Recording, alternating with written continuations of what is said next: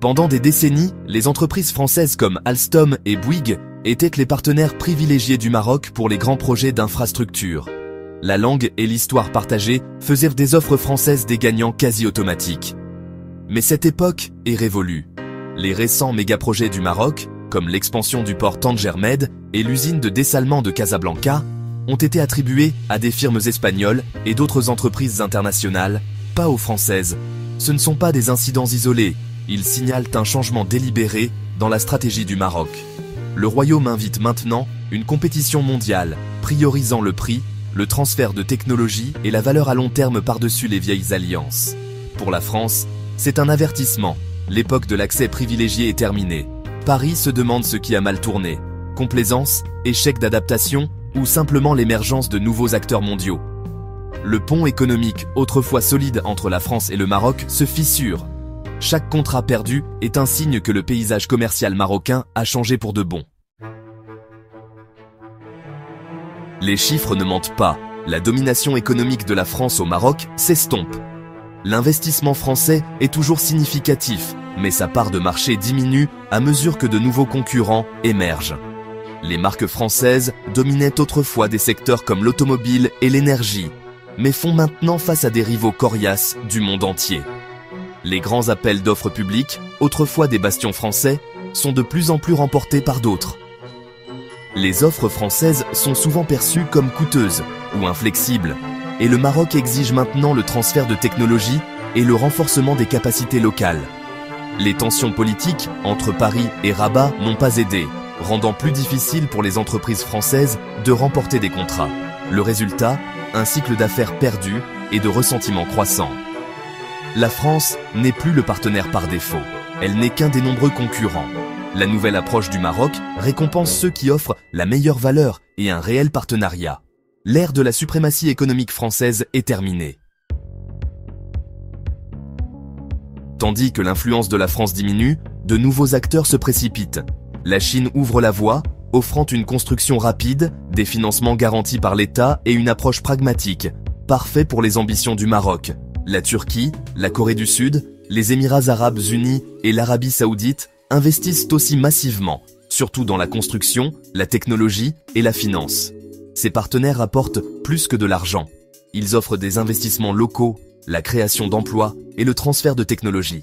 La stratégie du Maroc est claire, mettre les soumissionnaires mondiaux en concurrence pour obtenir la meilleure affaire. Le résultat est des prix plus bas, une meilleure technologie et plus d'opportunités pour les Marocains. Les entreprises françaises font maintenant face à une concurrence féroce sur tous les fronts. Seules les offres les plus attrayantes et innovantes l'emportent. Le Maroc est passé d'une arrière-cour française à un marché mondial. Le projet du port en eau profonde de Dakhla est allé à un consortium marocain, pas à un géant français, montrant l'engagement du Maroc à développer l'expertise locale. L'usine de dessalement de Casablanca, un projet d'eau essentiel, a été remporté par une équipe dirigée par les Espagnols, malgré l'expérience des entreprises françaises. Dans les énergies renouvelables, les entreprises allemandes, espagnoles et du Golfe devancent les françaises dans les projets solaires et éoliens. Même dans le ferroviaire, où la France dominait autrefois, les futures lignes à grande vitesse sont ouvertes à la concurrence mondiale. Le Maroc diversifie ses partenaires pour chaque grand projet, évitant la dépendance excessive envers un seul pays. Le message, le succès passé ne garantit pas les contrats futurs. Chaque accord est maintenant une bataille, jugée sur le mérite, le prix et l'impact local.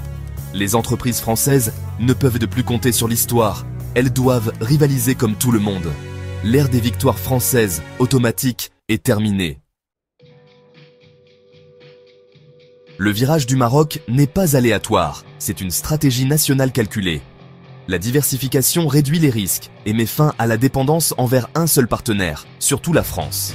En accueillant de nouveaux acteurs, le Maroc affirme sa souveraineté et se libère des dynamiques post-coloniales. Le royaume choisit maintenant ses partenaires en fonction de la valeur, de l'innovation et de la volonté d'investir localement. Cette concurrence fait baisser les coûts et bâtit la propre base industrielle du Maroc. L'objectif n'est pas de remplacer la France, mais d'en faire un partenaire parmi tant d'autres. Le Maroc se positionne comme un carrefour entre l'Europe, l'Afrique et le Moyen-Orient. Des alliances équilibrées, pas d'ancienne loyauté, définissent son avenir. c'est la déclaration d'indépendance économique du Maroc. Le roi Mohamed VI est l'architecte de la nouvelle vision mondiale du Maroc. Il a mené le pivot loin de l'Europe, forgeant des liens solides avec l'Afrique, la Chine et au-delà. La diplomatie africaine est maintenant centrale, le Maroc investissant à travers le continent et défendant la coopération sud-sud. Pour diriger en Afrique, le Maroc doit montrer son indépendance vis-à-vis des anciennes puissances coloniales.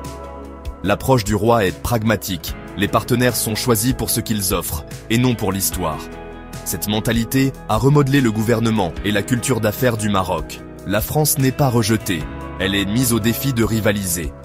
Sous la direction du roi, le Maroc trace sa propre voie, et chaque nation doit gagner sa place dans l'avenir du royaume.